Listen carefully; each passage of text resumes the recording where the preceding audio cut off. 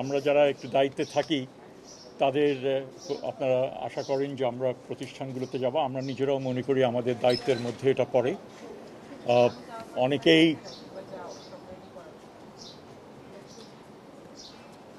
অনেকেই মানে একটা এসএসসি পরীক্ষা আমরা খুব ভালো মতো কন্ডাক্ট করতে পেরেছি এবং সেই ধারাবাহিকতায় আমরা এইচএসসি পরীক্ষা আজকে থেকে আমাদের শুরু হলো। আমরা মনে করি যেভাবে সম্পন্ন করেছি আগের পরীক্ষাটা এবারও সেভাবে হবে। চ্যালেঞ্জ অনেক এবং অতীতের যে আমাদের যে সমস্ত অভিজ্ঞতা ছিল, প্রশ্নপত্র ফাঁস থেকে শুরু করে অন্যান্য সমস্যাদি ছিল, সেগুলো থেকে আমরা শিক্ষা লাভ করে যেভাবে এসএসসিটা করেছি এইচএসসিটাও আমরা সেভাবে অর্গানাইজ করতে চেষ্টা করছি এবং সেখানে বোর্ডগুলো তো রয়েছেই, এর বাইরে civil administration, law enforcement agencies, বিভিন্ন প্রতিষ্ঠান এবং নিয়মিত আমাদের বৈঠক হয়েছে প্রিপারেটরি ফেজে এবং সেই প্রেক্ষিতেই আজকে হচ্ছে একটা উল্লেখযোগ্য দিন যেখানে পরীক্ষাটা শুরু হচ্ছে। আমরা আশা করি যে আমরা এটা সম্পন্ন করতে পারব। এখানে মোট 12,51,000 পরীক্ষার্থী পরীক্ষা দিচ্ছেন এবং 2,800 সেন্টারে এই পরীক্ষাটা হচ্ছে এবং এই পরীক্ষার্থীরা মূলত 9,300 প্রতিষ্ঠান থেকে তারা পার্টিসিপেট করছেন এই ইসের ক্ষেত্রে। একটা উল্লেখযোগ্য বিষয় সেটা হচ্ছে যে মোট যে পরীক্ষার্থীর 50.6% হচ্ছেন নারী এবং 49.4% হচ্ছেন পুরুষ, মানে ছেলে। সো এই আমরা আশা করি, বারবার করে বলছি,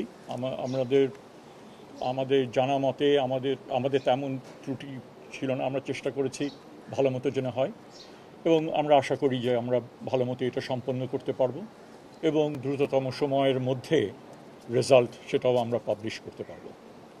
আমি এতটুকুই আমার দিক থেকে বলা। আপনাদের দু চারটা যদি আপনাদের কারোর প্রশ্ন থাকে একটু করেন। ঢালাইয়ের সেরা প্রিমিয়ার সিমেন্ট না, এটার জন্য তো মানে করা হয়েছে, কিন্তু তারপরেও পরবর্তীকালে আরও কি করা যাবে সেগুলো নিয়ে আমরা ভাবব।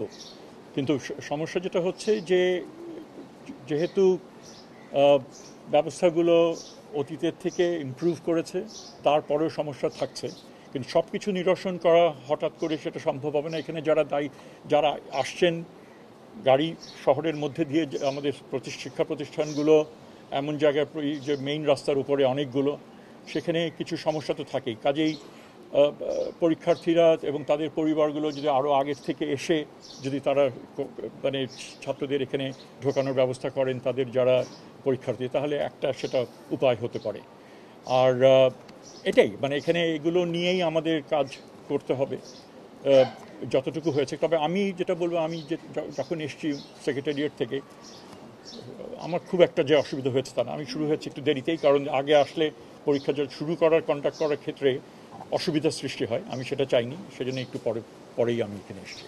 আজকে তো বৃহস্পতিবার ঢাকায় এমনিতেই জ্যামের পরিমাণটা বেশি থাকে, তো সেই ক্ষেত্রে আবার সকাল 10টায় এক্সাম নেওয়াটা মানে আপনাদের হচ্ছে ভবিষ্যতে হচ্ছে কি এরকম টাইমিংটা হচ্ছে বা পরীক্ষার টাইম অথবা হচ্ছে পরীক্ষার ডেট মানে ওইভাবে দেখে শুনে দেওয়ার কোনো আচ্ছা, না একটা বিষয় আপনি যেটা বললেন, I think that is also important, will take that into account এবং সেটারও হয়তো অন্য দিক থাকতে পারে, সেগুলো একটু বিবেচনা করে, কারণ আমাদের কতদিন পুরো পরীক্ষাটা আমরা টানবো সেটা কিছুটা রয়েছে এখানে, বর্ষার সময় এবং সেটাও ঘনিয়ে আসছে, অনেকগুলো এখানে বিবেচনা এখানে থাকে।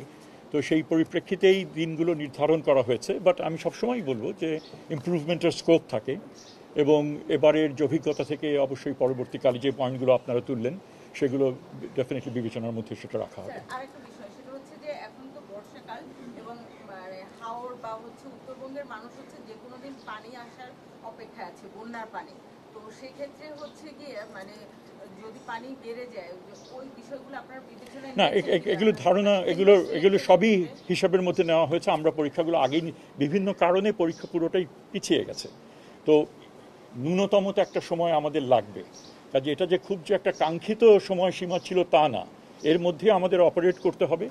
কিছু কন্টিনজেন্সি অ্যারেঞ্জমেন্ট আছে ডিটেইলস এই মুহূর্তে আমার সেরকমভাবে আমি সেটা বলতে পারবো না, সেটা আমাদের মন্ত্রণালয় ডেফিনেটলি এটা রয়েছে। প্লিজ শেষ করতে দেন, তারপর আপনার পাবেন। এবং ইনফ্যাক্ট আমরা এদিকে যাব, বিকজ আপনারা কয়েকজনই বলেছেন। তো সেটাই, মানে আমরা এগুলো অবশ্যই এটা হিসেবে কথা রাখবো।